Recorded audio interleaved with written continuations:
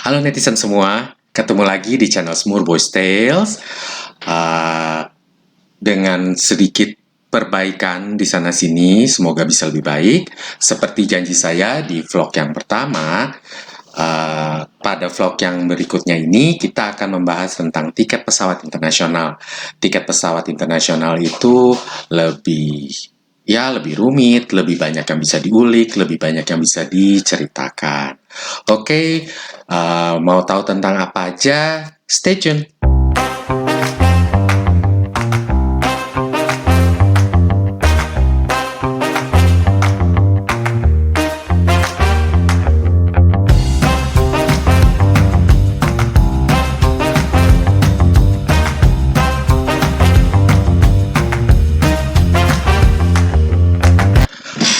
Oke teman-teman semua, kita akan mulai bahasan kita tentang tiket internasional. Nah, tapi sebelumnya saya mau ada disclaimer dulu bahwa dalam vlog ini mungkin saya akan menyebutkan beberapa brand airlines begitu. Itu semata-mata ya untuk memberikan informasi, untuk memberikan contoh begitu ya. Jadi bukan karena disponsori atau apa, saya juga akan mungkin menyebutkan ada brand-brand tertentu, merek-merek tertentu, yaitu semua adalah semata-mata untuk contoh. Oke, tentang tiket internasional, mungkin nomor satu pertama-tama yang ditanya, gimana sih caranya itu bisa dapetin tiket diskon atau tiket promo gitu ya? Well, saat ini semuanya silahkan kembali kepada kemampuan Anda semua untuk mengulik, membuka HP, cari-cari iklan.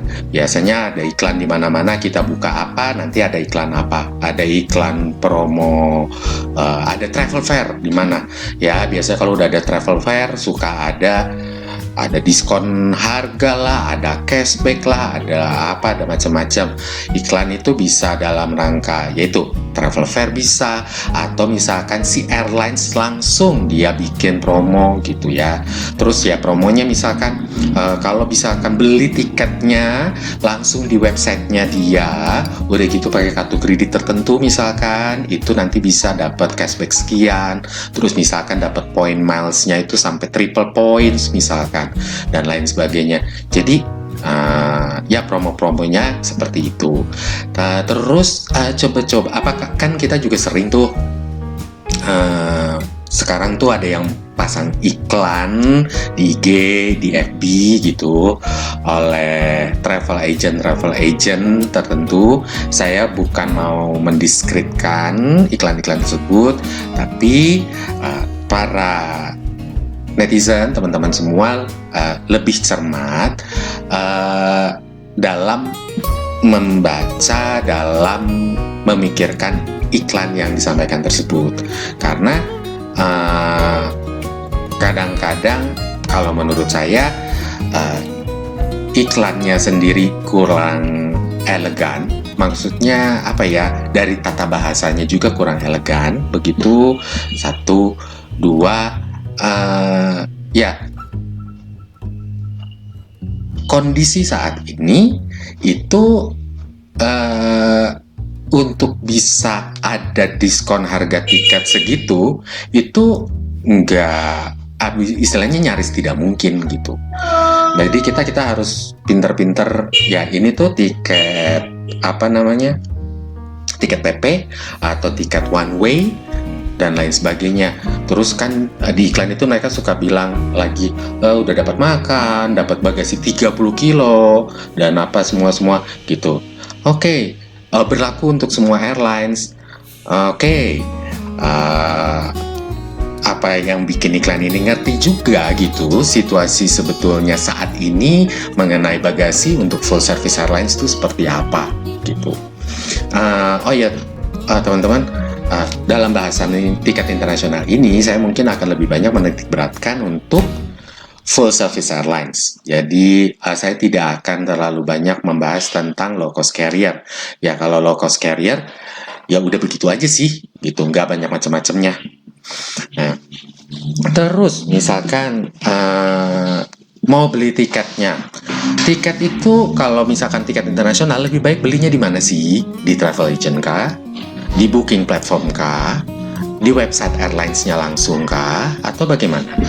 Semuanya kembali lagi kepada para netizen gitu. Teman-teman semua ada kebutuhannya seperti apa, terus mungkin yang ada promonya yang mana. Nah, kalau misalkan kita langsung beli di website airlines-nya gitu. Kalau website airlines-nya airlines kita di Indonesia, kita beli langsung di websitenya misalkan Garuda Indonesia gitu ya.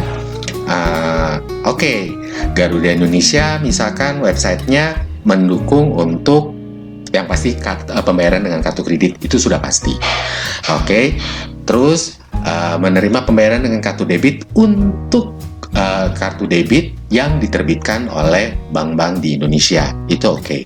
Tapi kalau misalkan kita beli tiketnya itu di airlines yang di luar Indonesia, misalkan kita beli di Singapore Airlines, di Thai Airways, di Cathay Pacific misalkan, ya pembayaran di website mereka itu ya mereka cuma terima kartu kredit sih, istilahnya nggak bisa pakai debit Mandiri atau debit BCA biasanya ya. Jadi balik lagi, mau beli langsung di websitenya, ya limit kartu kreditnya teman-teman mencukupi atau tidak, seperti itu. Udah gitu, kalau misalkan beli di booking platform tuh ya seperti misalkan tiket.com, Traveloka, dan lain sebagainya. Kalau memang mereka ada promo gitu ya, promo biasanya promonya antara si booking platform dengan suatu airlines. Ya kalau misalkan memang bisa dapat, silakan lakukan gitu. Pembayarannya juga ya karena itu booking platformnya tuh kayak Traveloka atau tiket.com kan masih lokal Indonesia gitu ya, masih bisa ini. Jadi pembayaran juga bisa pakai debit kekeluaran Bank Indonesia, bank dari Indonesia yang seperti itu. Oke. Terus saya mungkin mau bilang kalau misalkan keuntungannya gitu, misalkan keuntungan, kerugian atau apa ya, ini aja. Kalau misalkan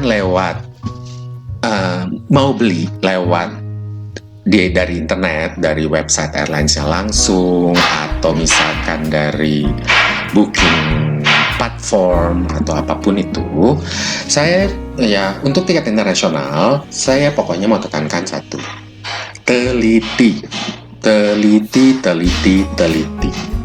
Kenapa? Yang namanya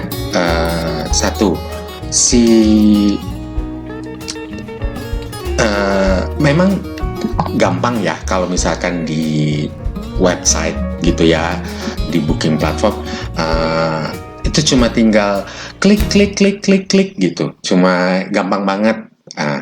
Tapi kita harus masukin semua data-data kita sendiri ya, nomor paspor kita, terus mungkin tanggal lahir, bulan tahun, udah gitu misalkan nama, yang namanya nama ya teman-teman, itu betul-betul sensitif. Oke? Apalagi kalau karena merubah nama atau memperbaiki nama itu nggak semudah itu, dan tidak semua airlines mengizinkan perubahan atau koreksi. Ya, diingat teman-teman. Kenapa teliti? Karena koreksi nama itu tidak semua airlines mau mengakomodasi. Nah,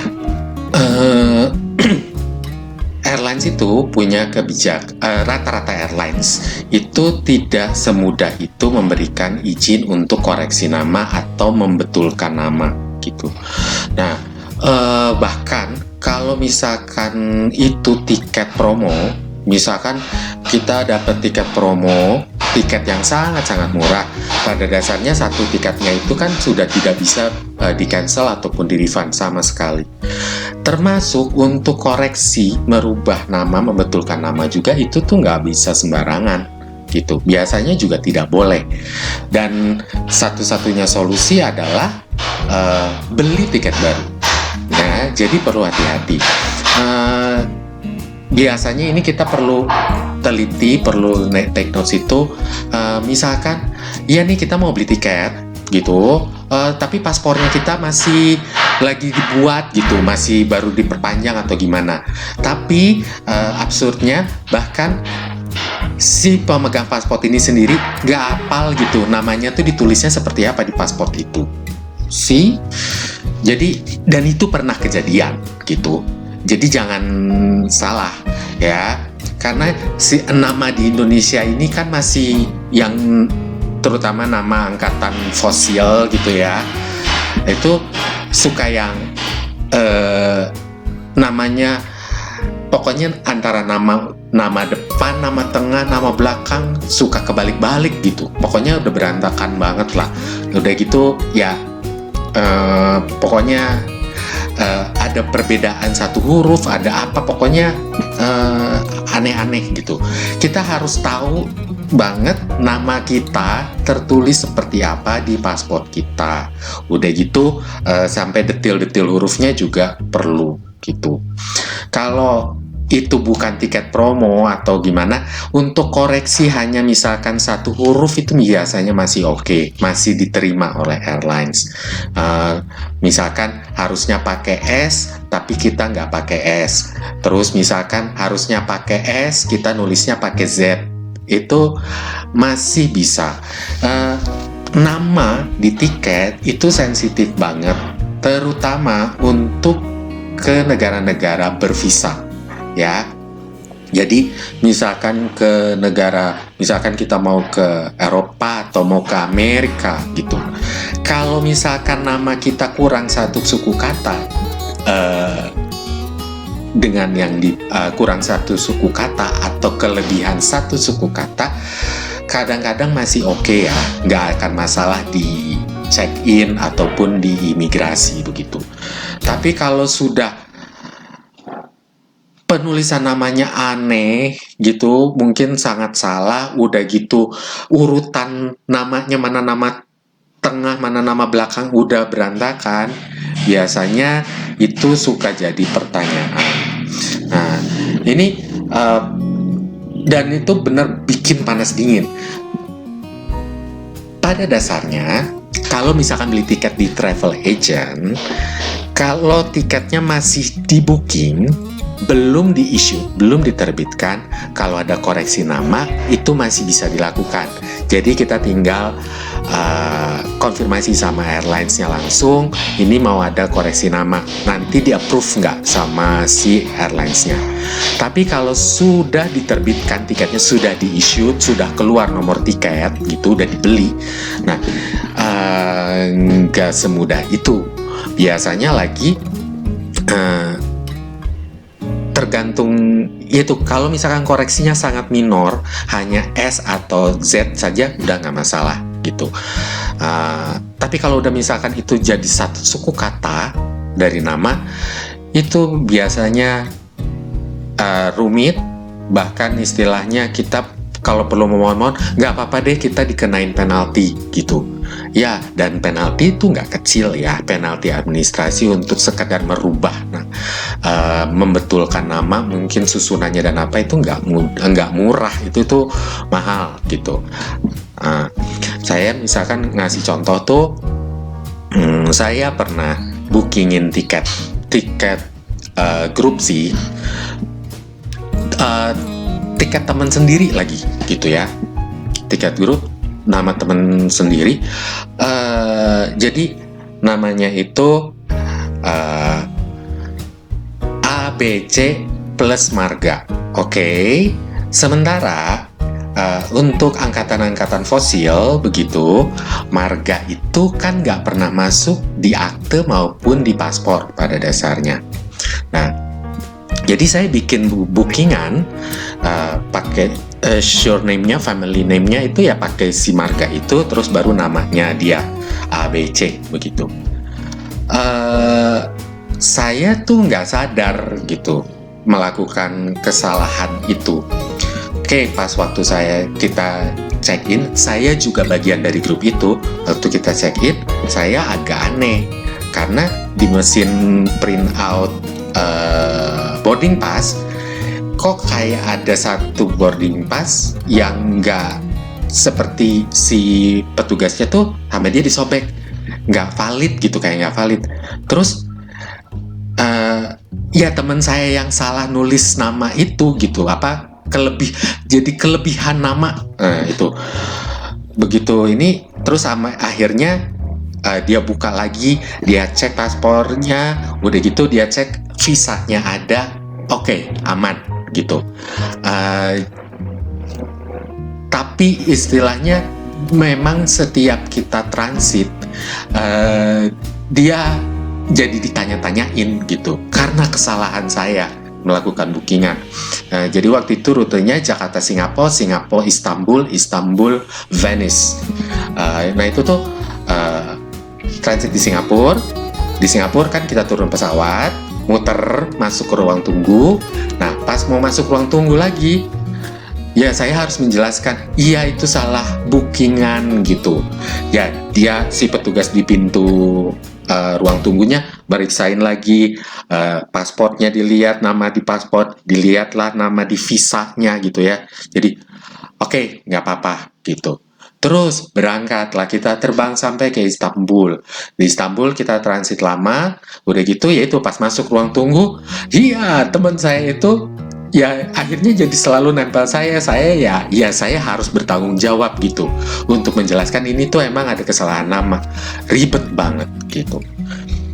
Ya itu untuk ke Eropa misalkan. Kalau misalkan ke Amerika itu lebih ngeri lagi karena masuk Amerika screeningnya kan luar biasa ya. Jadi hati-hati. Dan itu juga saya pernah ngelakuin kesalahan sangat minor. Harusnya huruf S, harusnya huruf Z gitu, saya tulis pakai huruf S. Dan waktu itu tiket itu tuh untuk periode berangkat high season, libur Lebaran gitu ya, malam takbiran deh, hari malam takbiran. Saya baru di notice, saya langsung udah panas dingin. Akhirnya saya telepon langsung ke airlines-nya, akhirnya sama dia bisa di override gitu rulesnya. Oke lah, satu huruf aja, nanti kita tinggal tulis note di bookingan tiketnya gitu. Itu panas dingin. Jadi please tolong kalian teliti, ingat betul-betul huruf per huruf ya. Terus yang parah lagi tuh ya, jangan sampai salah antara Mr., Miss, Mrs. Ya maksudnya laki-laki sama perempuan itu kan gender, salah gitu, ya udah kacau gitu. Dan tiket sudah diterbitkan, nggak bisa itu tiket sudah diterbitkan. Aduh, ini mestinya Miss, tapi saya nulisnya Mister. Ganti gender itu ya jelas ya laki perempuan kayak gitu. Itu sangat sensitif dan berpengaruh. Pokoknya intinya adalah selalu teliti kalau misalkan mau melakukan bookingan sendiri. Lalu selanjutnya, kalau airlines itu apa nih?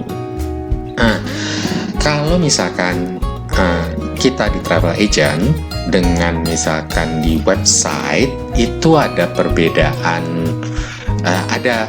Kami di travel agent itu kita biasanya pakai GDS. GDS itu apa? Global Distribution System. Jadi ada sistem distribusi tiket pesawat. Nah, kita itu biasa bikin bookingan, cari-cari itu di sistem itu. Dan ya sistem itu tidak semudah kalau misalkan teman-teman pernah buka website bookingan gitu kan, cuma tinggal klik, ketik nama apa gitu ya, detail-detail cari apa gitu. Enggak, kami itu kami belajar program, belajar sistem, dan kami ada rumus-rumusnya istilahnya. Nah, terus kalau misalkan beli tiket di booking platform atau di website langsung, hampir rata-rata bisa dibilang 90%, 98% mungkin itu tidak ada hold booking. Jadi nggak ada itu bisa, pokoknya di booking dulu, tapi bayarnya nanti deh gitu, masih uangnya belum ada, atau misalkan ya ngosongin limit kartu kredit dulu gitu ya, dibayar dulu nih supaya bisa kebayar, nggak seperti itu. Sedangkan kalau di travel agent biasanya kita itu ada yang namanya time limit booking ya. Nah, time limit booking ini jadi ya tergantung sih, biasa tiket itu untuk berapa lama lagi gitu. Misalkan oh ini masih 3 bulan lagi nih gitu ya, pas kita booking nanti biasanya dikasih time limit. Kalau misalkan memang waktu perjalanannya masih jauh, biasanya sih bisa sampai 2 mingguan time limitnya. Atau kadang-kadang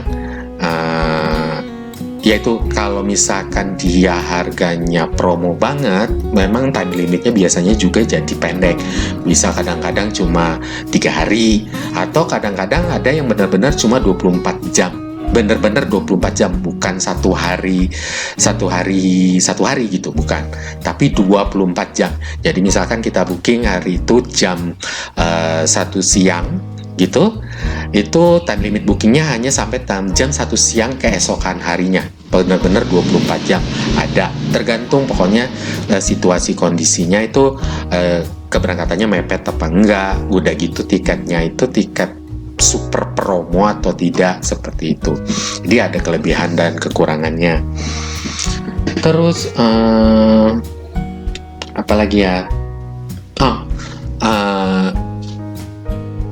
kita tuh kalau misalkan di tiket internasional, kalau misalkan booking di booking platform itu biasanya kan nyari ini penerbangan dari sini ke sini gitu, nggak usah jauh-jauh. Misalkan kita nyarinya di Google aja, nggak langsung ke booking platform. Jadi di Google aja, misalkan Jakarta to Hong Kong misalkan, tanggal Jakarta to Hong Kong, nanti langsung kan si Google biasanya ngeluarin tuh lebih lanjut tentang si kolom yang untuk diisi lebih detail, misalkan itu untuk berangkatnya kapan, terus mau one way atau misalkan mau return, udah gitu dan lain sebagainya. Nanti terus si Google tuh ngeluarin lengkap. Kalau dari nanti kita tinggal sort gitu kan, mau dari harga yang termurah sampai yang termahal, atau misalkan kita maunya pokoknya penerbangan yang langsung, atau yang misalkan bisa transit atau gimana. Nah, ada yang namanya nanti suka dia tulis keluar multiple airlines separate booking. Nah, itu tuh hal-hal yang perlu dicermati sebetulnya. Terus ya apalagi sih, kalau ya booking engine atau ya seperti Google itu, dia untuk kondisi tertentu dia memang tidak spesifik gitu kan. Dia ya bekerja istilahnya berdasarkan perintah komputer, berdasarkan sistem komputer yang gitu aja. Ya pokoknya masukin parameter apa, nanti keluarnya gimana gitu kan. Nah, kalau misalkan lewat travel agent, keuntungannya sih kita memang lebih detail, lebih personal, kebutuhan kamu seperti apa, dan kita banyak hal-hal yang lebih kita pikirkan, lebih kita pertimbangkan. Nanti akan saya kasih contohnya ya. Terus tentang bagasi, oke? Tentang bagasi, saya kan memang bilang mau menitik beratkan tentang bagasi full service airlines, oke? Karena kalau misalkan kayak low cost carrier, ya udah jelas sih segala dibeli, terus ya pokoknya segala-galanya dibeli. Semuanya nggak gratis gitu. Ini untuk international flight. Nah, kalau jatah bagasi di full service airlines itu untuk kelas ekonomi rata-rata itu 30 kilo. Oh, sorry. Begini. Sistem bagasi di airlines itu dibagi jadi dua. Pada dasarnya dibagi dua. Ada yang sistem kilogram, ada yang sistem piece atau koli atau buah atau biji. Ya, begitu deh. Nah, jadi kalau yang sistem kilogram itu rata-rata penerbangan airlines Asia termasuk Australia, terus penerbangan Timur Tengah, the big three of Middle East, udah gitu. Kalau penerbangan Eropanya sepertinya Lufthansa ya, itu. Lalu ya itu sih. Nah, Turkish, nah itu mereka pakai sistem kilogram ya, dan untuk kelas ekonomi biasanya dapat 30 kg. Oke, itu dulu. Kalau untuk airlines seperti airlines-nya Korea ya, kalau misalkan Korean Air atau Asiana, lalu airlines Amerika ya, misalkan United, American Airlines, Delta, terus airlines Eropa lainnya seperti misalkan KLM, British Airways, lupa saya. Tapi paling nggak kayak misalkan KLM, itu mereka menerapkan sistem bagasinya sistem BIS. Jadi sistem biji, sistem buah gitu ya, sistem koli, satu koli. Nah, kalau yang menganut sistem BIS ini biasanya untuk kayak penerbangan airlines Asia nih, misalkan Korean Air, Asiana, kalau kita terbangnya hanya untuk ke daerah Asia dan Eropa, itu dapat jatahnya hanya satu piece, satu koli. Satu piece-nya itu, satu kolinya maksimum 23 kg. Ya. Nah, sementara untuk semua penerbangan tujuan Amerika, sistem bagasinya itu berubah. Semua airlines rata-rata itu akan berubah. Baik airlines, airlines yang tadinya menerapkan sistem bagasi kilogram, tapi kalau itu penerbangannya adalah untuk tujuan Amerika, itu akan langsung berubah jadi sistem PIS, sistem koli. Nah, biasanya rata-rata airlines Asia dan Middle East, the big three of Middle East, itu akan ngasih jatahnya lebih banyak. Dikasih jatahnya kelas ekonomi itu 2 piece, 2 koli, masing-masing maksimum 23 kg. Jadi di total 46 kg.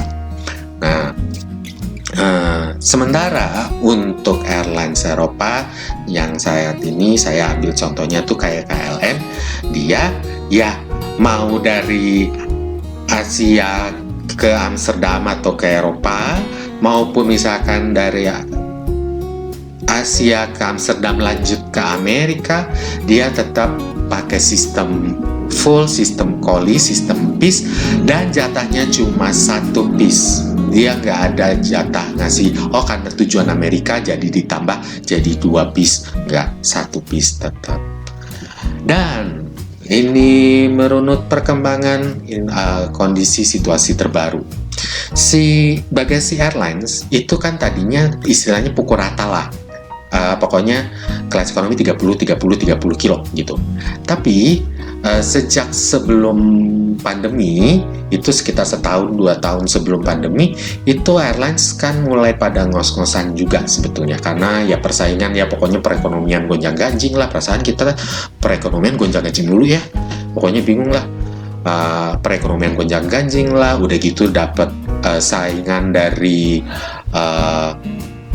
low cost carrier lah, udah gitu ya biaya-biaya itu semakin naik lah gitu ya. Akhirnya full service airlines juga mulai monetizing segala sesuatu dari service mereka gitu. Jadi yaitu misalkan seperti kayak KLM ya, dulu udah cuma jatah bagasinya kelas ekonomi itu cuma 1 piece dengan berat 23 kilo gitu ya. Udah gitu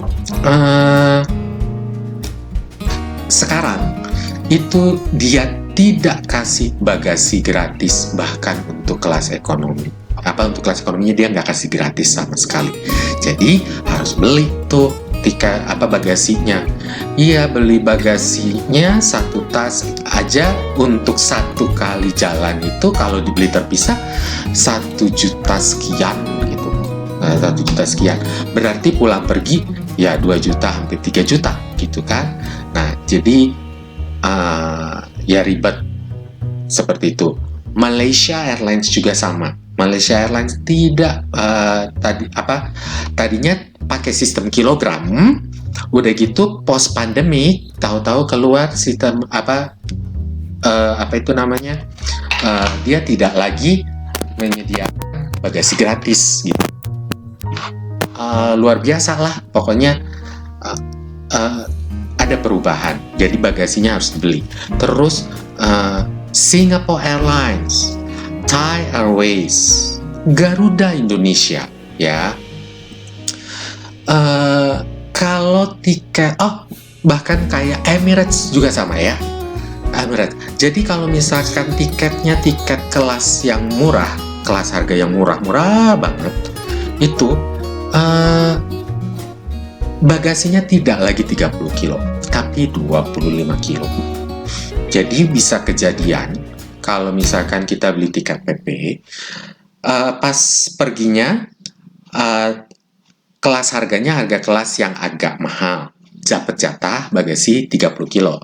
Tapi tiket pulang kita ke sini dapat harga tiket yang kelas harga yang paling murah, yang murah banget. Jatahnya 25 kilo bagasinya. Nah, itu tuh ya kita harus mengikuti. Kalau misalkan gaya berjalan-jalannya orang Indonesia ya, justru kebalik. Bagusnya adalah pergi 25 kilo, pulang dapat 30 kilo dong. Ya, kan orang Indonesia senang belanja oleh-oleh, segala dibawa. Kalau gitu ya. Nah, pokoknya kondisi itu seperti itu. Jadi bahkan kayak airlines kayak Singapore Airlines, airlines yang mahal dan premium sekalipun, dia sudah mulai monetizing segala sesuatu yang bisa dimonetizing. Udah gitu juga kalau booking tiket pesawat itu kayak Malaysia Airlines juga sama, pokoknya KLM gitu, dia nggak lagi ngasih istilahnya kursi secara gratis. Maksudnya bisa milih kursi dari website gitu gratis. Semuanya harus dibeli. Kalau nggak dibeli ya udah pasrah aja, nanti pas di meja check-in ya minta tolong lah kalau petugas check-innya baik gitu, atau misalkan gimana ya minta di sini ya saya jangan sampai di tengah gitu duduknya atau gimana sebagainya. Jadi ya kayak KLM, kayak Malaysia Airlines, kursi itu harus bayar. Itu perkembangan terakhir ya untuk sistem bagasi tiket internasional. Oke, apalagi nih ya? Kayaknya segitu dulu. Ternyata tentang tiket internasional ini masih banyak ya yang bisa diceritain. Saya belum masih ada contoh-contoh cerita-cerita tentang contoh kasus dan lain sebagainya. Jadi ternyata part 2 ini akan bersambung ke subpart 2.1. Mungkin begitu ya. Oke, stay tune. Sampai ketemu di vlog berikutnya. Bye-bye.